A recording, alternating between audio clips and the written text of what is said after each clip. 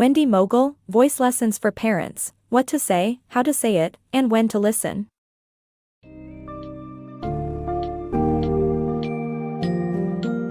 Welcome to the summary of A Voice Lessons for Parents, What to Say, How to Say It, and When to Listen by Wendy Mogel.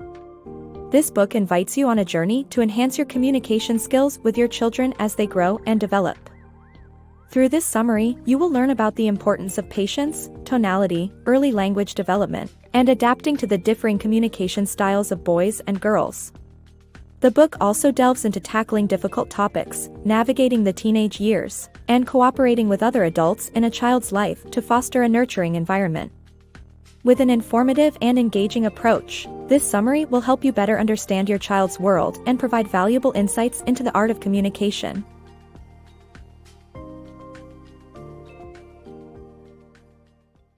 Power of voice. Your child may be responding to your pitch, tone, volume, and choice of words when they fail to listen to you. Fortunately, voice training can make a significant difference in how your child engages you. To do this, cultivate patience by avoiding excessive eruptions and instead practice simple mindfulness techniques, such as taking deep breaths and slowing down your speech to show that you are in control. The second important skill is listening, as it shows respect and opens up communication channels with your child. Talking to your baby. Humans start learning language in the womb, and communication between parent and child is crucial to a baby's development. Speaking in parentese, using rhymes and lullabies, and limiting screen time can all help with language acquisition.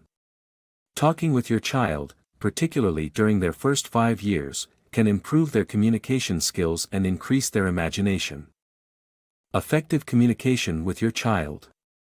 Watching your child grow and learn to speak is an exciting journey for parents, but it can also bring about a strong urge to constantly correct them and suggest the right thing to say or do. The key to effective communication with your child is to listen actively, be patient, and show genuine interest in what they have to say.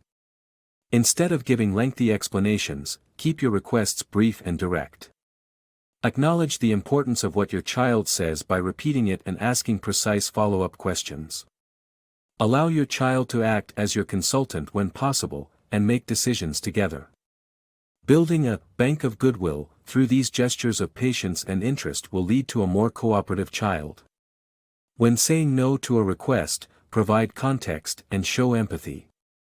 By meeting your child on their level, you can understand their communication style and respond sensibly. Understanding gender differences in children's communication styles. It is a proven fact that boys and girls develop their language skills and communication styles differently based on neuroscience. Girls tend to mature faster in communication skills than boys. They are better listeners, speak more and at an earlier age, and are more perceptive to emotions. Young boys, on the other hand, are worse listeners and need louder speaking to get their full attention. Girls tend to speak like adults from a young age, and their verbal maturity is sometimes confused with emotional maturity. However, children of both genders require parental support in identifying personal traits and temperaments. Children should also be allowed to express themselves freely in safe environments while being guided towards necessary restrictions and choices that matter in the long term. Talking to kids about difficult topics.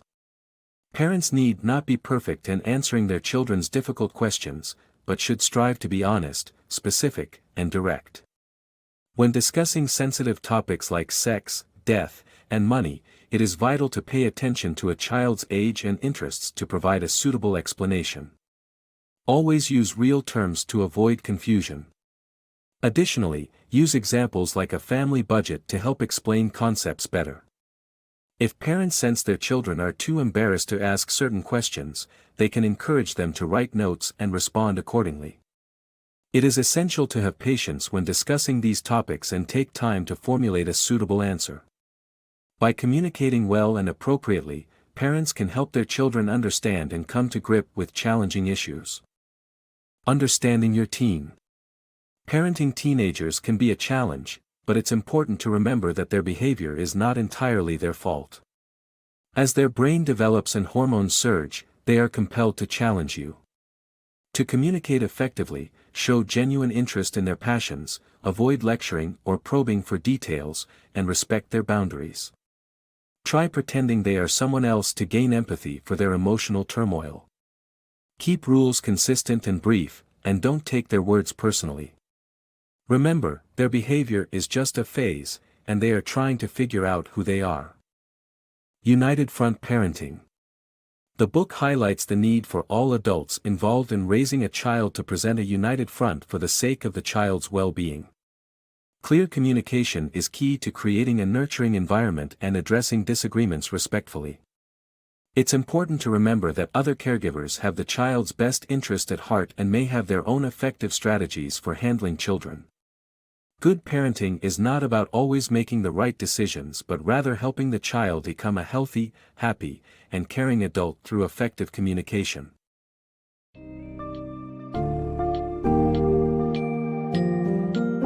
As we wrap up the summary of A Voice Lessons for Parents, what to say, how to say it, and when to listen, it's important to emphasize the key takeaways. Patience and mindfulness when communicating with your child can greatly impact the parent-child relationship. Ensuring a rich verbal environment, especially during the early years, will nurture their language development. Adapting to each child's unique communication style and being open-minded during their teenage years is crucial for maintaining a strong connection. Lastly, it is essential to foster an atmosphere of mutual care and respect with other adults in your child's life, showing your child ideal communication practices. Embracing these insights can contribute to raising a healthy, happy, and well-rounded individual while strengthening your relationship with your child.